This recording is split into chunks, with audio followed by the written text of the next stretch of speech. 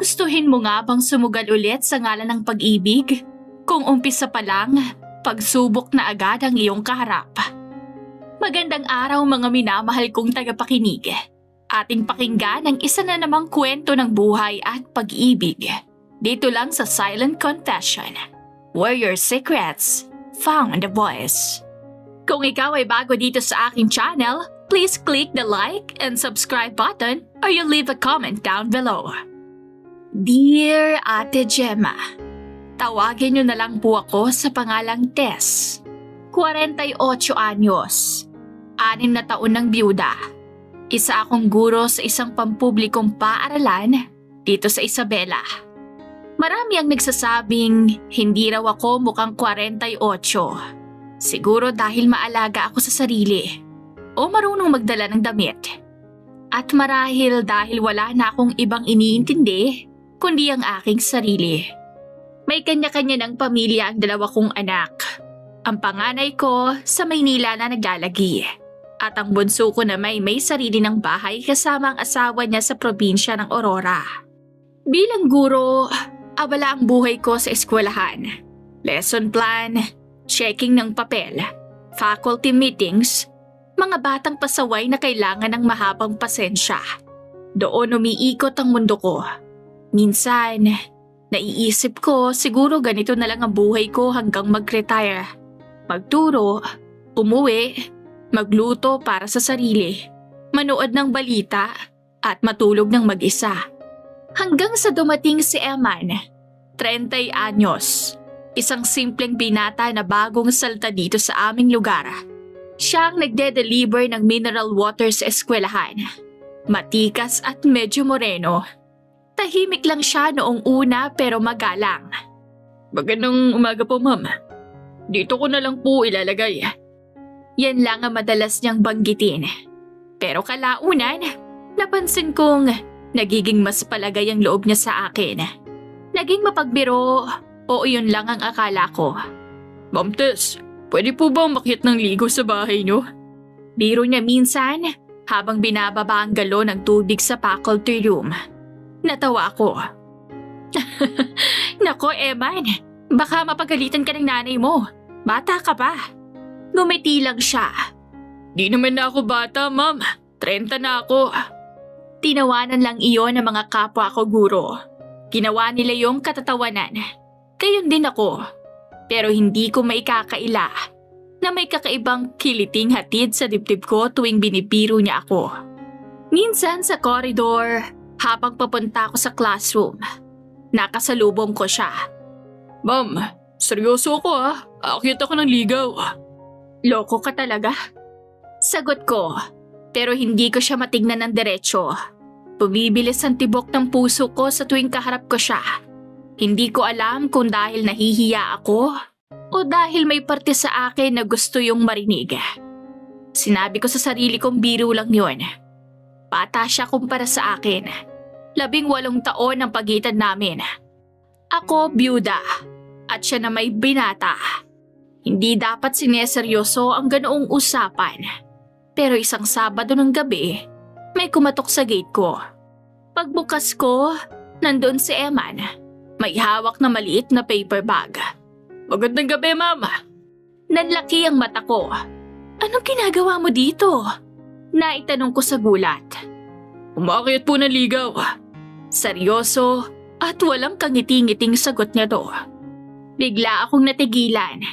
Hindi ko alam kung matatawa ba ako o magagalit. Man, huwag kang magbiro ng ganyan. Hindi po ako nagbibiro. Alam kong malaki po ang agwat ng edad natin. Alam kong marami pong sasabihin ng tao. Pero gusto ko po kayo, ma'am. Matagal na. Parang may kumalabit sa puso ko.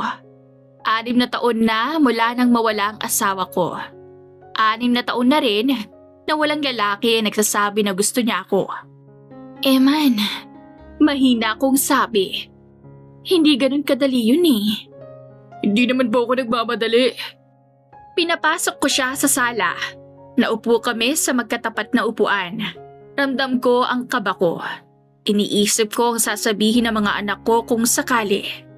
Iniisip ko ang mga kapitbahay. ang mga kasamahan ko sa trabaho.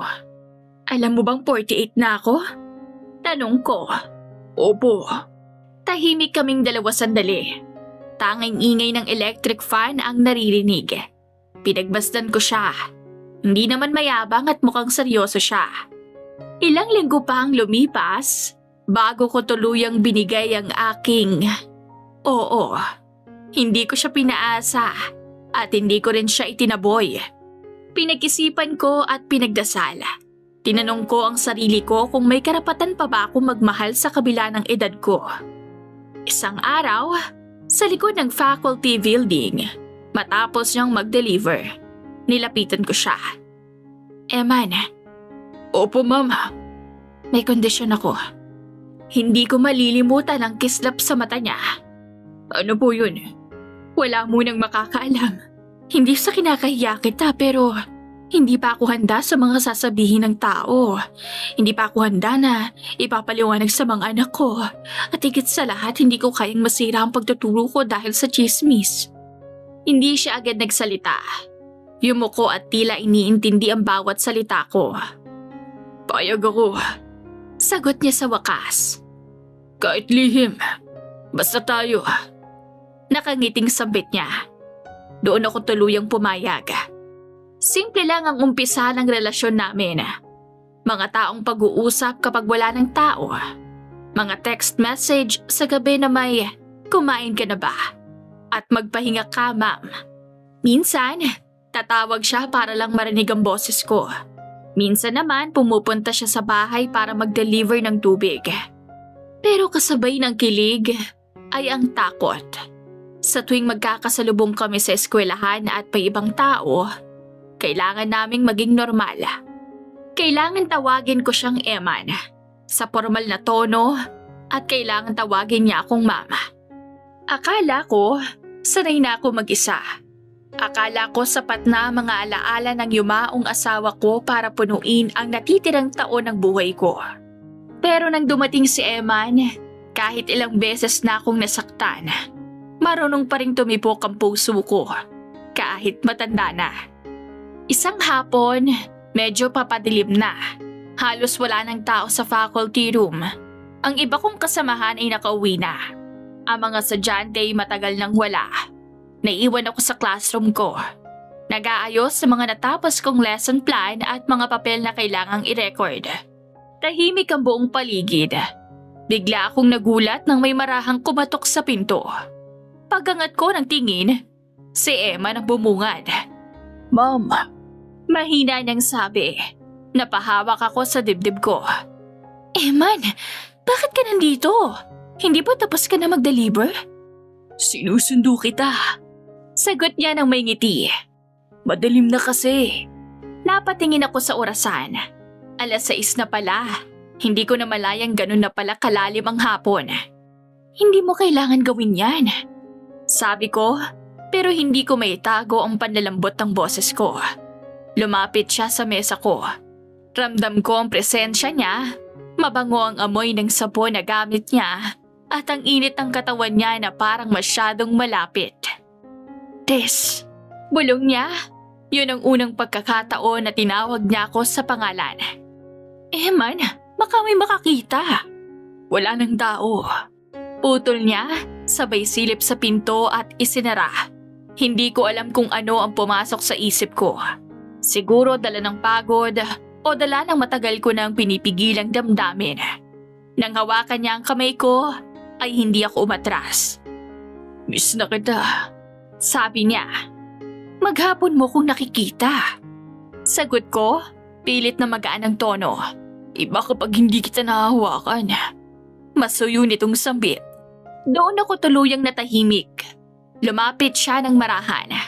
May pagkakataon pa sana akong umiwas. Pero hindi ko ginawa. Nang dumampi ang labi niya sa akin, ay sandali akong napapikit.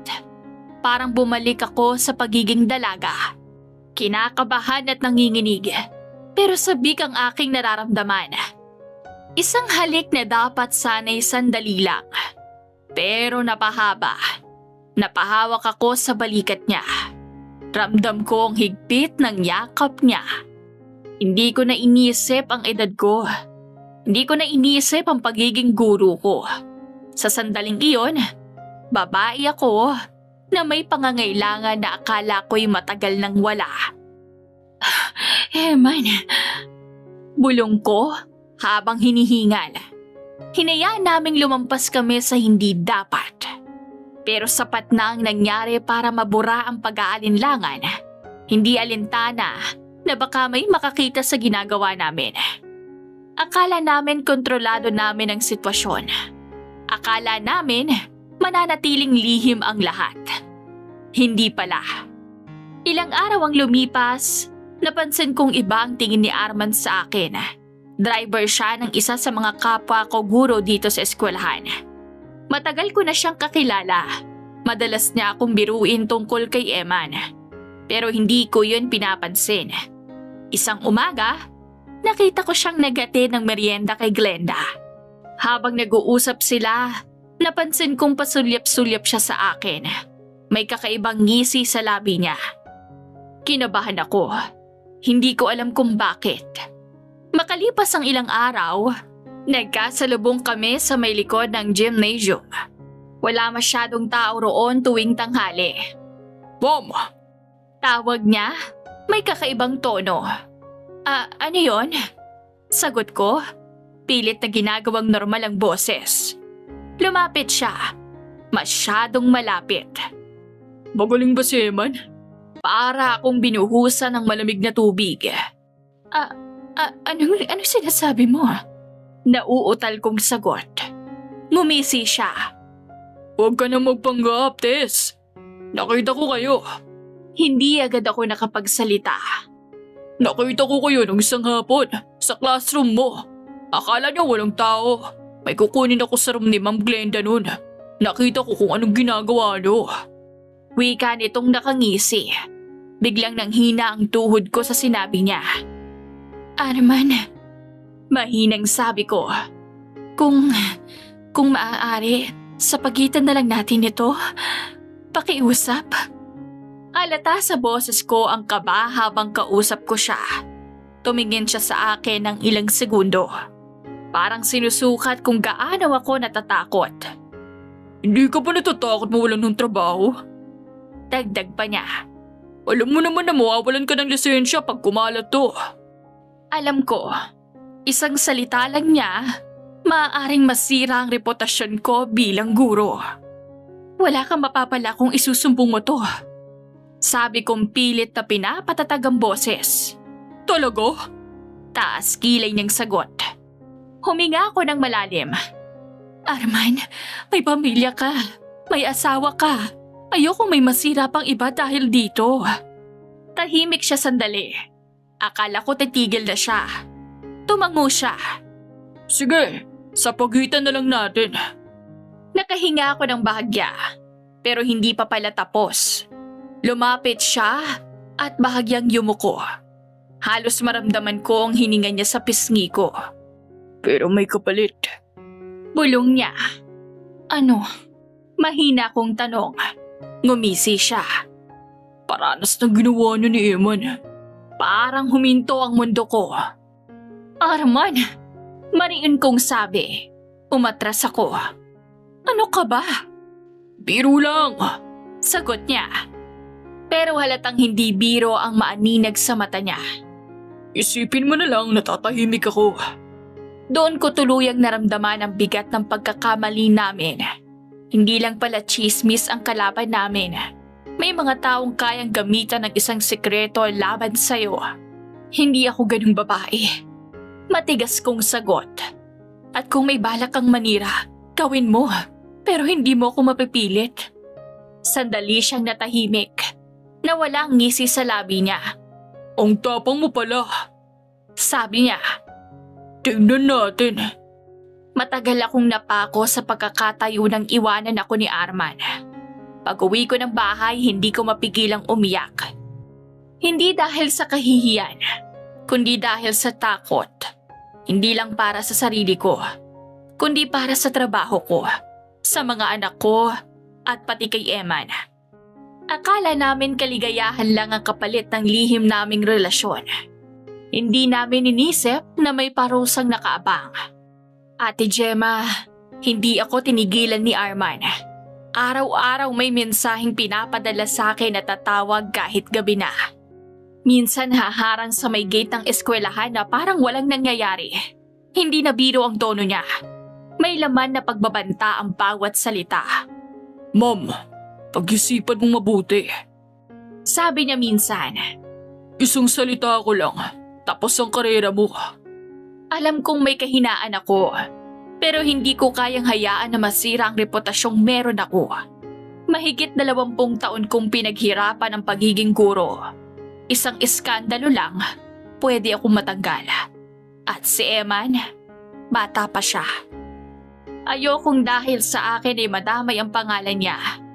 Sa huli, pinagbigyan ko ang kagustuhan ni Arman, Ate Gemma.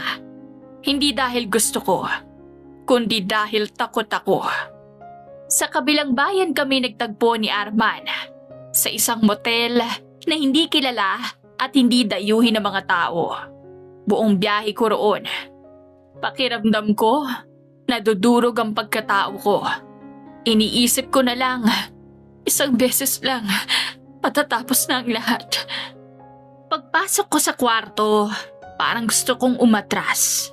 Pero wala na akong lakas. Hindi ko ipagmamayabang ang nangyari. Walang halong pagmamahal doon at lalong walang kilig. Isa iyong mabigat na desisyon na ginawa ko dahil sa takot. Pagkatapos, tahimik lang kaming nagbihis. Ayoko nang maulit ito. Sabi ko, matigas ang boses kahit nanginginig ako. Tapos na ang kasunduan natin. Wala ka nang ilalabas. Wala ka nang ikakalat. Gumisi siya ng bahagya. Sabi ko naman sa'yo, sa atin lang. Kung may kumalat, hindi ko natapos ang salita ko. Wala! Putol niya. May isang salita naman ako, ma'am. Umuwi akong mabigat ang dibdib ko. Hindi ko masikmurang tumingin sa salamin. Pakiramdam ko, napakadumi kong tao. Isang guro na iginagalang ng lahat. Pero nagpadaig sa takot. Mabilis na lumipas ang isang linggo. Tahimik at normal ang lahat. Wala namang kakaibang tingin ng mga tao. Wala na ring banta si Arman. Nakahinga ako ng maluwag. Sa wakas, tapos na. At yun ang akala ko. Pagdating ng Lunes, pagpasok ko sa eskwelahan, ramdam ko agad na may kakaiba. May mga titig na sumusunod sa akin. May mga bulungan sa likod ko. Habang naglalakad ako sa koridor, may narinig akong mahina pero malinaw na mga salita. Ang bata naman ang pinatulan niya. Di na nahiya, teacher pa naman. Bigla ang dagsa ng kaba sa dibdib ko. Nagpatuloy lang ako sa paglalakad. Habang nanlalamig ang mga kamay ko, ayoko man aminin sa sarili ko pero tila alam ko na ang pinanggagalingan ng lahat. Nakasalubong ko ang assistant ng faculty. Iba ang tingin niya. May pag-aalala. Ma'am Tess, tawag po kayo sa faculty. Pagpasok ko sa faculty room, tahimik ang lahat. May ilan na umiwas ng tingin. Ang iba'y pilit na inabala ang sarili sa cellphone. Lumapit sa akin si Glenda. Mahina ang boses niya. Mare, may kumakalat na video. Bulong nito. Anong video? Tanong ko pabalik. Inabot niya ang cellphone niya. Doon, Ate Gemma, nakita ko ang sarili ko. Sa loob ng classroom. Yung hapon na akala namin walang nakakita. Ang halikan namin ni Eman hindi man ganoon kahaba, pero sapat para pag-usapan. May kuha mula sa bahagyang bukas na bintana. Hindi masyadong malinaw, pero kita kong sino kami. Parang gumuho ang mundo ko. Hindi ko alam kung paano ko haharapin ang mga estudyante ko, ang mga magulang, ang buong barangay namin. Sa probinsya, mabilis kumalat ang balita, pero mas mabilis ang panghuhusga. Pinatawag ako ng principal. Hindi siya sumigaw, hindi siya nagalit, pero ramdam ko ang bigat ng sitwasyon. Tess, alam mo ang policy natin. Mahinahon niyang sabi. Tumangulang ako. Wala na akong lakas para magpaliwanag. Nang hapong iyon, pinuntahan ako ni Eman sa bahay. Namumula ang mata niya. Kasalanan ko to. Sabi niya, Kung hindi kita pinuntahan, pareho nating ginawa at ginusto yun. Putol ko sa sasabihin pa niya. handa akong panindigan ka. Dagdag niya, Sabihin natin ang totoo. Harapin natin. matapang na sabi nito. Tinitigan ko siya. Bata pa siya at marami pa siyang pwedeng marating. Ayokong habang buhay siyang kilalanin bilang lalaking pumatol sa mas matandang teacher. Eman, mahina akong sabi. Ang mahalaga kung paano babangon. Oo, magkasama nating haharapin at lalampasan to. Malamyos ang tinig na sambit niya. Ginitian niya ako at niyakap ng mahigpit. Kinabukasan, nag-file ako ng resignation, Ate Gemma. Hindi na ako naghintay ng mas mahabang usapin.